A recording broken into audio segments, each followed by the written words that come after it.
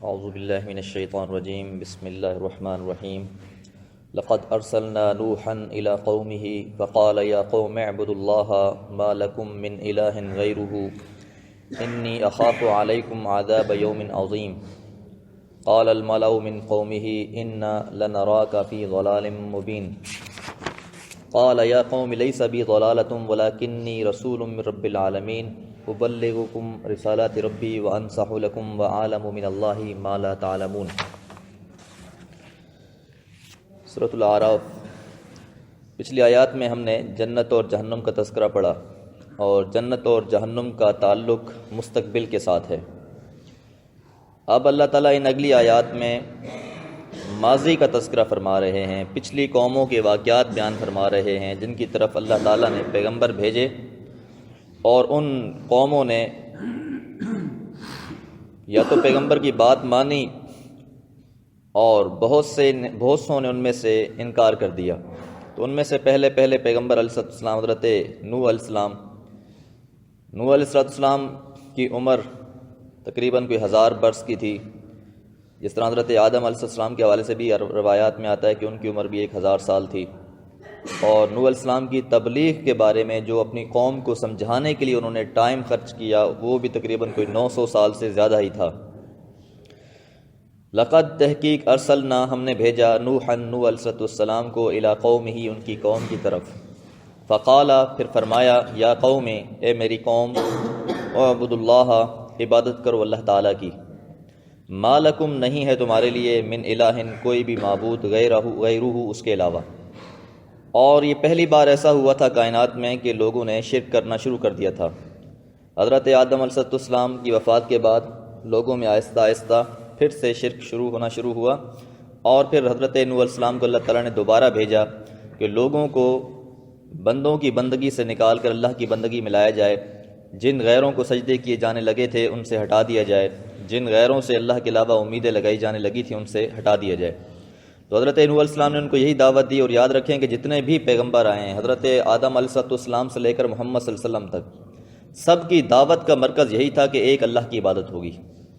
اور اطاعت اس وقت کے پیغمبر کی ہوگی۔ تو اس اعتبار سے سب کی دعوت کا نقطہ آپ قرآن میں پڑھ لیں، جہاں پر بھی آپ پڑھیں گے تو یہی ہوگا کہ اعبدوا اللہ، اللہ کی عبادت کرو، اللہ کے علاوہ کسی اور کی عبادت نہیں کرنی،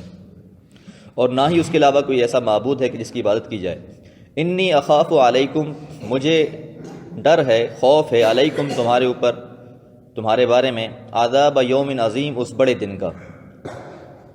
کہ ایسا نہ ہو کہ پھر تم اس طرح غلط فہمی میں مارے جاؤ اور روز قیامت پھر تم خسارہ اٹھانے والوں میں سے ہو جاؤ اور پھر ہمیشہ ہمیشہ کے لیے جہنم میں چلے جاؤ۔ تو اس دن سے ڈرا رہے ہیں یہ پیغمبر۔ قال الملأ، کہا قوم والوں نے، سرداروں نے، من قوم ہی جو حضرت نوح کی قوم میں سے تھے، انا لنراک فی ضلال مبین، انا یقیناً ہم لنراک آپ کو دیکھتے ہیں فی ضلال مبین واضح گمراہی میں، کھلی گمراہی میں۔ یعنی پیغمبر کی بات ماننے کے بجائے الٹا یہ کہنا شروع کر دیا کہ یہ جو آپ باتیں کر رہے ہیں یہ ہمیں ٹھیک محسوس نہیں ہوتی، یہ تو غلط باتیں کر رہے ہیں۔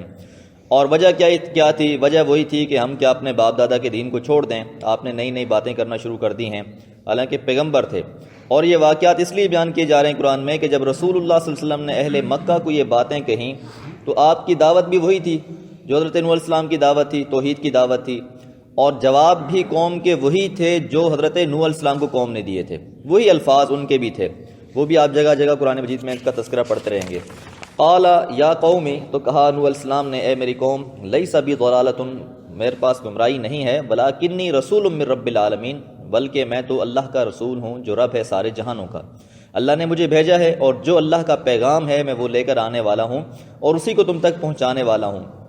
اور یہ ہمیشہ ہی ایسا ہوا ہے کہ پیغمبر ہمیشہ اللہ کے پیغام کو ہی لوگوں تک پہنچاتے ہیں، اپنی مرضی سے کچھ نہیں کہا کرتے پیغمبر، جس طرح قرآن مجید میں آتا ہے محمد صلی اللہ علیہ وسلم کے حوالے سے بھی یہ وما ينطق عن الهوى ان هو الا وحی یوحی، یہ پیغمبر علیہ السلام اپنی مرضی سے باتیں نہیں کرتے، بلکہ جو بات ہم ان کو وہی کر دیتے ہیں، جو پیغام ہم ان کو دے دیتے ہیں وہ اپنی قوم تک پہنچا دیتے ہیں۔ تو نوح علیہ السلام بھی اپنی قوم کو وہی پیغام پہنچا رہے تھے، اس لیے فرمایا ابلغکم، میں پہنچا رہا ہوں تم کو، رسالات ربی، اپنے رب کے پیغامات، وانصح لکم، اور تم کو نصیحت کر رہا ہوں، وعالم، اور میں جانتا ہوں، من اللہ، اللہ کے بارے میں،